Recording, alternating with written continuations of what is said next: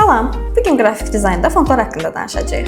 Qrafik dizaynda font seçimi düşündüyümüzdən daha da vacibdir.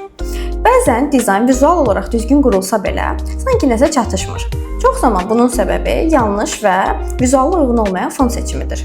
İlk olaraq bir dizaynda 2, maksimum 3 fontdan istifadə etmək kifayətdir. Çoxlu və fərqli fontlardan istifadə etdikdə dizayn qeyri-peşəkar və ya çox qarışıq görünə bilər. Eyni dizaynda bir-birini tamamlayan və harmoniya yaradan fontlar seçmək daha məqsədə uyğundur.